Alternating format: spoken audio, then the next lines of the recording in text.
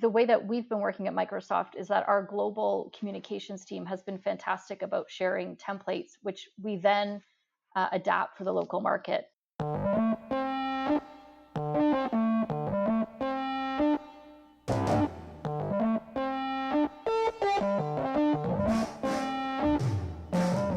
Welcome to Content in Practice. I'm your host, Blaine Kylo. In each episode, I speak with someone about how we do the work of content.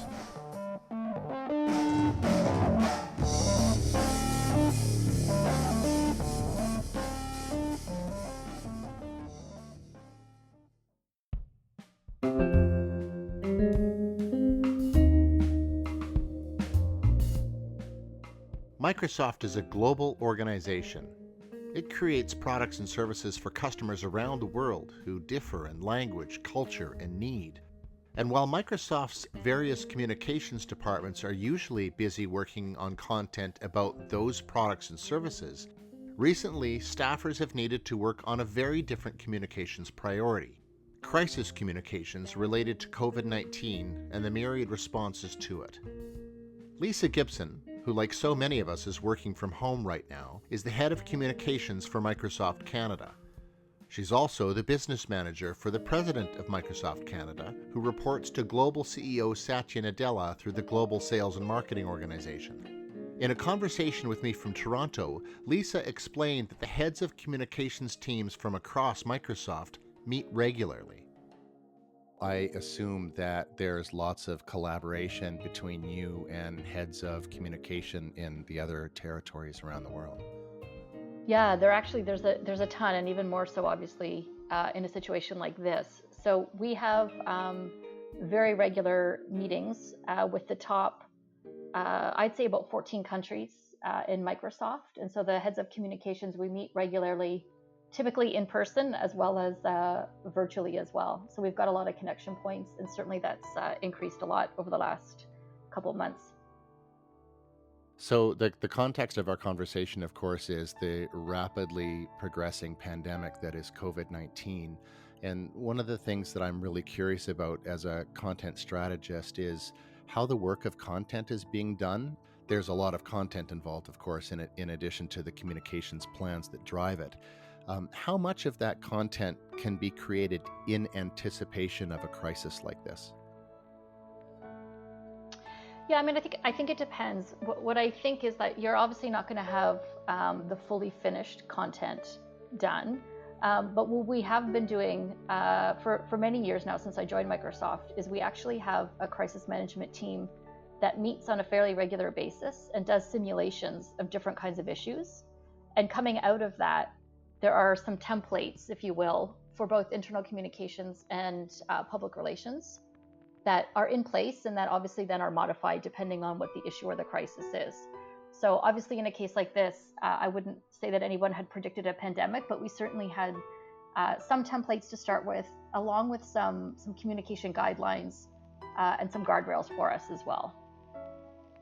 So with that work having been done ahead of time, understanding that a lot of the content is specific to the crisis itself, how long does it take then to spin up and put those templates and that draft content into place? It's really quick. So the way that it has been working, if we look at internal comms, and obviously our employees were top of mind first and foremost, the way that we've been working at Microsoft is that our global communications team has been fantastic about sharing templates, which we then adapt for the local market. And so obviously in this situation, if you take, for example, work from home scenarios, we're following the guidance of the local health authorities in terms of whether or not people should be working from home and how we approach that. And so the way that particular piece worked is our corporate communications team would share drafts of the materials they're producing, and then we would localize them for the Canadian market. The interesting thing with this piece as well, from a content perspective, is obviously there was even variables across provinces. So in some cases, some provinces were recommending work from home ahead of others, which obviously then impacts the content if you're looking at it from a national perspective. But having frameworks in place and practice runs means that you've got systems to enable that. Yeah, I mean, it was incredibly helpful. Number one, you know the team that you need to connect with, whether that's HR or legal. So you have everybody lined up. Everybody knows their roles and responsibilities. There's governance that's set in place ahead of time. And so certainly this makes it, yeah, a lot faster. And you can act a lot more with confidence, right, in these situations because you've already been through a number of scenarios and planned for a lot of different outcomes. You mentioned roles and responsibilities, and certainly when it comes to content and content governance, having clear roles and responsibilities is important. To what degree within communications do you have content roles and responsibilities defined ahead of time? I mean, it's very clear. I would say we all know around the world, really, the communication leads around the world know where we have the ability to make local adaptations. We know who we need to run our final communications through at the corporate level. And I would say even within our own countries, our leaders have very clear guidelines into when they need to engage us. Who, for example, answers media questions, how we approach customer communications, and then of course employee communications as well. So I think again, because we had those guidelines in place, it's pretty clear, not only for the communication leads, but for everybody across the organization. And in what form do you document those roles and responsibilities? Like, give me a peek behind the scenes. What does that look like? Are those RACI diagrams? Do you have other ways that you document what those roles look like? Yeah, so you're exactly right. We do have RACI documents for sure. What happens in the case of the simulations is we have the RACI documents ahead of time, and then once we finish running through the scenario, there's somebody who's actually joined part of our crisis management team who actually documents all of this. It's clear for every scenario. We review when we move on to the next scenario, which could be, a couple months apart. We do this a few times a year. Then we review the RACI ahead of time. We go back over roles and responsibilities. So it's pretty clear. To your point, especially when this is moving so quickly, it's really helpful to know all of this in advance and be pretty clear on what the roles are so that you can move really quickly. One of the other things that governance requires is processes, and we always recommend that those be documented and that they be diagrammed out and shared so that everybody understands the steps that go through. Do you have those in place generally for communications to do the work of content? Yes, we do. Yeah, we do generally. Because I think, especially, again, if we take a look at this particular instance, I think there's a number of things, right? So where are you getting your information from, right? So you need sources of truth of where you're getting the information. So in this case, it was the World Health Organization or Canadian Health. We also outline the vehicles that we want to use. And typically, as part of our process, we would also speak a little bit about the cadence, right? So in this situation, you want to make sure, like, timing is critical. So you want to make sure that you're giving the relevant information in the time frame that you need to deliver it in. You want to communicate to the right degree so that you're not obviously going out too often as well, creating panic or confusion. So you just want to make sure that you're being as transparent as you can, that you're sharing communications in the right time frame, and that, quite frankly, that you're using the right vehicles. So we have a number of things in place, and that is clearly documented. So we have a SharePoint site that all employees have access to that has the latest information, resources, and messaging. And then we also have other vehicles that we use for more timely updates. So whether that's an email from our president, an update on our Yammer feed, it's clearly outlined which vehicle we'll use, how we'll use it, and who the voice is that's going to be sharing that communication. And again, coordinating that globally would be a really interesting challenge because those platforms, those vehicles, as you call them, are different in every territory. Yeah, absolutely. So we get guidance from our corporate communication leads of the vehicles, that they're using and that how they're disseminating their information. And then we, in response, we build out our own plan based on the vehicles that our employees like to receive the information. So I would say SharePoint and Yammer are pretty standard across Microsoft. That's a fairly standard way that we would share information. And then, you might see some adaptations per market. But generally speaking, I would say those are probably the two that we use the most. And then obviously, from a smaller perspective, and for more of our town halls, our regular team meetings, we use Teams a lot. And I would say that in a situation like this, having the ability for video and that ability to connect was really important for us too. So we've been integrating Teams. We've been doing this at Microsoft obviously for a long time, but certainly it's become more prevalent, and actually having our cameras on and using video has been critical just for connection across the teams. There is often a very clear distinction between communicating to internal audiences like employees and the external audiences, that the customers of products and services. In a crisis like this, how much of that information and how much of that messaging can actually be the same? Well, I think the premise is the same, which is that obviously our first priority is the health and safety of our employees and customers. Then it turns to, we, as I've mentioned, Teams, for example, I'll just use that as an example, became one of the vehicles that obviously we use extensively across our organization. And it also became the vehicle that a lot of our customers and partners wanted to use extensively. So a lot of our communication was really focused on how do you effectively get up and running on Teams. And then more importantly, for a lot of organizations, it was around a shift in culture, right? So a lot of people are not used to working remotely like we are. And so it was a lot of our communication content really focused on sharing tips and techniques for having effective meetings, for running town halls and so on. And so I think a lot of our content was quite similar in terms of the kinds of tips and techniques that we would share using collaborative tools like Teams. But you have, I would assume that you've got frameworks in place so that you can take sort of high level messaging and make sure that it's clear to this audience. Here's where we're going to go with that. Here's the tweaks that we're going to make to these messages, and the way that we're going to present that information. Yeah, for sure. Yeah. Again, there's a lot of frameworks in place. There's the overriding messaging, and then we also have the ability to adapt locally. So whether that's for our internal offices or for our external audiences. And so that's certainly something that we've thought about ahead of time, and that we continue to get guidance on with this particular crisis, just because it is ever evolving and changing. I think the need to stay really connected in with our CorpCom leaders and with each other has been really key. Yeah, we're learning every hour. Sometimes it seems like we get new information. So how frequently are those high level meetings happening? Yeah, I mean, I think at first they were very regular. I can tell you that here in Canada, we were meeting as a leadership team, and we continue to meet every single day. So every morning we have a quick check-in. On the communication side, we were meeting 3 or 4 times a week, and then also sharing regular updates via Teams or email. So it's very frequent. I think it's been reduced slightly in the last little while, just as more and more countries shift to working from home, and this becomes a little bit more normal. I think you're going to see it excel again when it's time for us to return to work. And there'll be a lot of communication around how do we do that effectively? What does the timing look like? What's the communication out related to that? So I think definitely a lot more intense, a lot more connections. I think also from a content perspective, just wanting to move really quickly, it's been fantastic to be able to share some of the materials that we're producing locally with each other. And so we're learning a lot from each other and sharing a lot of the best practices that each of us has put in the market. So I think ongoing regular communication has been really helpful for all of us. How has your role as head of communications changed in the past month?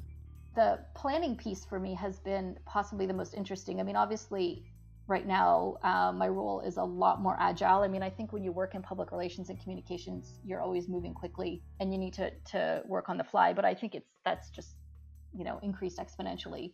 But I think more importantly, there's a lot about planning and looking ahead and maybe shifting gears a little bit. Like some of the campaigns that we might have gone out and market with obviously are not relevant right now and may not be relevant in the next little while. And so having to figure out what campaigns we want to put in market, what makes sense, given the sensitivities and what's happening, it's certainly become a huge focus for me. And then obviously making sure my team here in Canada is fully engaged and check in with how they're doing. In some cases, it's required shifting a bit of priorities on the team and how we're working. And so the role has been quite different, I would say, over the last month, and I expect that to continue for the next little while as well. Yeah, it's kind of hard to even think 3 to 6 months ahead right now, isn't it? It is. And I mean, you've probably seen this yourself from an events perspective, for example. I mean, we had a number of events planned. Most were in person. And so now, there's the obvious shift to digital. Which ones make sense to do digitally? How are we going to show up? And so I think there's a lot of elements of our communication strategy that have just shifted. And so for me, it's really about being agile and making sure that we're being sensitive to what the audience wants to hear and when they want to hear it. Is there anything that you've learned in the past few weeks of responding to COVID-19 about the importance of content operations? I mean, I think one of the biggest things is what I mentioned earlier is just really around timing. And so it's the balance of you want to make sure you're sharing updates in real time and that they're timely, but I think also you want to make sure again that you're not going out so often and using a variety of different channels that it causes more panic or confusion. Our biggest learning obviously is just utilizing the vehicles that you already have in place that people are used to receiving information, and making sure just that the cadence is the right cadence and that it comes from the right voice who's credible, and you've got like one source of truth for information. How do you know if maybe your cadence is off so that you can make adjustments? The one good thing about Microsoft, and particularly when you have the collaboration tools, is that you actually get feedback on a very regular basis from employees. So oftentimes they will share with me how they're feeling about the communication. We had a town hall yesterday, and I think, in retrospect, I probably would have had it a little bit sooner than we did. But we had a town hall yesterday. Our president leads it. There's lots of great content throughout and speakers, and we had some really positive feedback. And what I would say there is, again, people were thrilled. They shared their open feedback, and they said, normally we might only do these, once a quarter, but I ask you to consider maybe doing these more frequently. I think for me, it's about tapping into your employees and getting their feedback, and then adjusting your strategy based on that. Tell me something that you and your team have been able to do in this past month that you're really proud about. We have been able to produce some really inspiring, motivating videos that have received some really positive feedback. And prior to this, I would say, we would have had a whole video production crew, editing studios and so on. And we're all working remotely, and yet we've still been able to produce some really compelling videos that highlights how our employees are working remotely. And while it's really tough, how they're making the best of it, what strategies they're employing for balance and for having fun. And then we did another video that we showcased yesterday in the town hall just around how we're supporting our customers, which obviously is pretty important for us. A lot of our customers are in healthcare and government and so on. And so I think the quality of the videos and just our ability to turn them around pretty quick has been pretty amazing, given, as I said, we're all working remotely and not, we don't have the resources that we might have typically had to produce these. So what is it you think enabled your team to be able to do that? I mean, familiarity with the tools that are required is one thing, but what else is kind of required to be able to make that kind of positivity happen? Generally, they are positive themselves, which is great. But I also think there's a really high level of creativity across the team. And so in some cases, it was them coming to me with their suggestions. And so I think that's pretty key. I think, as I mentioned to you before, I think we're pretty tapped into our employees and the audience. And so knowing what's going to resonate well is pretty critical. And then to your point, just having a really good understanding of how to use the tools that we have available to us. And there's lots of those these days. Yes, there are. I mean, obviously, we obviously are in a unique and great position because we are Microsoft, and so we are using our tools on a very regular basis. And I think that is one thing that we've spent also a great deal of time talking to our colleagues in other organizations about, to help share our skills and our training and so on, so that they feel more comfortable working from home and working remotely as well. Smaller organizations that may not have those same resources, what kinds of things do you think would be essential for them to do to prepare for communicating in a crisis like this? Yeah, I mean, I think organizations, large or small, can really benefit from having collaborative tools. And so for us, obviously at Microsoft, that's Teams. But whatever collaborative tool you choose to use, I think the value of having a tool like that from an internal communications perspective is it allows you to, share files, to work as though you are together in the same physical space, even though you're not. And then also, like with my team, for example, there's a lot of, emoji sharing and just one-off comments to check in with each other. So I think a tool like that, again, whether you're large or a small organization, enables you to work as though you are in an office, and knowing that you don't have a lot of IT support. So it's fairly intuitive. There's a lot of online trainings about how to use it. And I just think having a tool like that can really help you from an internal communications perspective, and then also just from, trying to continue business as usual with your regular work. One other thing that I might reinforce is really around the role that communications can play in a situation like this, around the culture piece of it. So we work with a lot of customers who, unlike Microsoft, don't often work from home. And so for them, setting up a whole working from home environment not only required them obviously to have the tools and the devices, But for a lot of them, they were reaching out to ask us for communication best practices around driving a culture, right? So how do you make sure that your employees are building in balance in their day, for example? What are the best practices around running a meeting, or how people stay connected? And we've gotten a lot of questions and requests for our best practices on that front, because I think that's the piece that's also really new for people. Again, because we were getting asked for a lot of guidance. And so we actually have a public-facing blog post where we provide updates on, how to use Teams, how to run a meeting, what are some of the best practices. And then in addition to that, I've been having regular phone calls with my communication colleagues in other organizations to share that as well.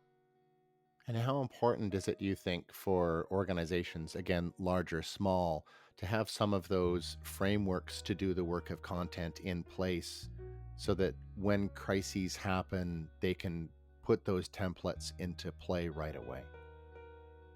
Yeah, I think it's critical. I think it goes beyond just the templates, and it goes back to some of the conversations you and I had earlier around, roles and responsibilities, being really clear on who's going to own which piece, where you're going to gather your information, your source of truth. And then to your point, having the templates that you can adapt for the market. I think it really does enable you to act with confidence and to act really quickly. From my perspective, I think having done those previous simulations, while at the time seems like a large chunk of time, has actually been really beneficial, not only to me, but I think to the other colleagues that are on that management team that are responsible for their own areas. And again, whether that's HR or legal, it's really enabled us to come together and to be really clear on who owns what part of the work and how we can work together quickly.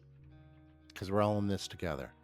Yeah, we are. And, I learn a lot. Again, I learn a lot from my colleagues around the world and from colleagues in other organizations. So I think coming together has been really helpful. You've been listening to Content in Practice. This episode was produced by Kathy Wagner and me. Thanks to Lisa Gibson and Kara Inglis from Microsoft Canada, and also to Julia Pereira and Robert Sauer from Veritas Communications. Music used in this episode is from Blue Dot Sessions. Our theme music is by Lee Rosevere. This podcast is presented by Content Strategy Incorporated, a consultancy focused exclusively on content strategy. Find us online at contentstrategyinc.com. Thanks for listening to Content in Practice. I'm Blaine Kylo.